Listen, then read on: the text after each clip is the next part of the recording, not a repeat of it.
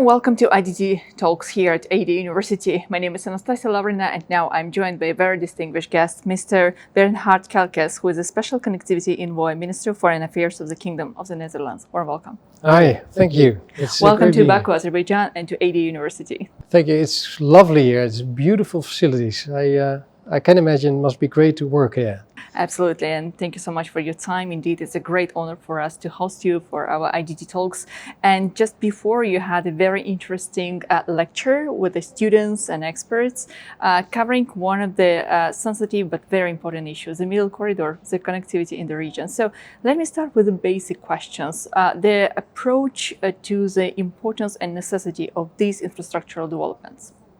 Well, first let me start by the presentation I just gave was interesting because there was so much interaction by the students, with the students, and I think it is very good for a university to train their students to be very assertive, ask the questions they want to, and be very critical on what we are saying to them. And I think so that's also a big plus for this university that really works. And now on connectivity, I try to explain a little bit about the middle corridor, about what we're doing there and what we're trying as the Netherlands also to bring in.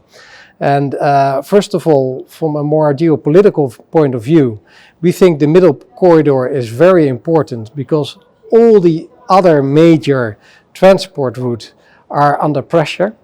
So you have the northern corridor in Russia, which we cannot use anymore to bring goods to Europe. And we have the ocean route, which is under pressure because of the problems in the Strait of Hormuz and of the problems in the Red Sea, etc., etc. And you also see that other choke points might become problematic. Like I mentioned, the Strait of Malacca, the Strait of Taiwan, and other important choke points within that important trade route. So the middle corridor needs to be developed. It is one of the most strategic projects of the EU's global gateway. So we really need to see where we need to increase the capacity, where we need to take measures to reduce the transport times, and where we need countries to work together so that at the beginning of the route you can fill in your custom forms and you can use that all along the way to the EU. Middle corridor, indeed, a very important part of China's Belt and Road initiative, and it's supposed to connect China, Central Asia, South Caucasus countries, and then further to Turkey and Europe. But today we are here in Baku, Azerbaijan. So talking about middle corridor, I might ask a question about the significant role Azerbaijan is playing in this, I will say, difficult but strategically important region, South Caucasus. The role of Azerbaijan is very logical. If you look at the position of Azerbaijan, then it's definitely 100% part of the middle corridor. What we need to do is, and what I think Azerbaijan can play a role in, is increasing capacity, talking to other countries in the region to uniform custom regulations and to bring down the transport times. And I think Azerbaijan can play this role. What we see as the Netherlands is that we can work together with Azerbaijan on several aspects. That is especially the maritime aspect. We can work together with the port of Baku, for example, but also on other areas. I'm here for the Baku Energy Week.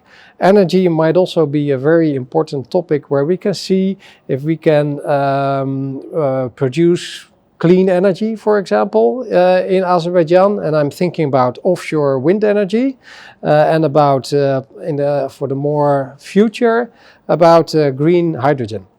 Baku Energy Week 2026 indeed brings many experts and policymakers here in Azerbaijan. And Azerbaijan is well known for its fossil fuels policy, Southern Gas Corridor, which is now exporting the gas to 16 countries, if I'm not mistaken, including the countries in the European Union. So the relevance of Azerbaijan from the energy perspectives, how do you see it today in the while the Strait of Hormuz remains blockaded by two sides, by United States and Iran, and the strait, let's say the projects between Russia and Ukraine is most of its frozen assets. So how do you see the future perspective for Azerbaijan, for Europe and for Netherlands? Yeah, essential. We need gas. I wish I could say in a few years we all use clean energy, but that's not the case. The Netherlands used to produce gas itself, but we had a problem with earthquakes in the northern part of the Netherlands, so we had to reduce and in the end stop gas production in the Netherlands. We still have some little sources, but it's by far not enough for our energy demand. So we need gas. We increased dramatically our LNG capacity in the Netherlands because we used a lot of Russian pipeline gas.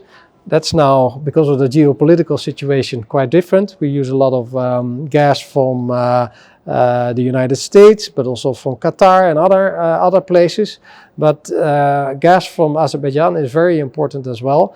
And in the discussions we had over the past few days, Azerbaijan said we can deliver more, but you also have to show us that you are committed for a longer time, so we can make the investment for the infrastructure needed, more bigger pipelines, etc., etc. Absolutely. And one last question about security issues here in the region.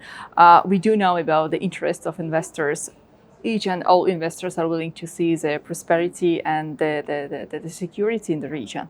How do you see the Netherlands particularly see the peaceful development in the region of the South Caucasus between Yerevan and Baku? Yeah, first of all, everybody is looking, and I had this lunch today with several ambassadors from the region. Everybody is looking for the results of the elections in Armenia on the 9th of June. Peace is essential. Essential not only for Armenia itself, but also for regional stability. We simply cannot afford to wait any longer. We need peace to make progress. And what you will see in the coming years is that as soon as cargo flows will start to increase, which definitely will happen, you will also see that the EU interest in this region and in stability in the region will be increasing. So that fits, I think, very well with the Azerbaijani, multi-factor diplomacy. Absolutely. Yeah. Well, thank you. Thank you so much for your time. It was indeed a great honor for us to host IDDTalks today. Thank you so much for being here.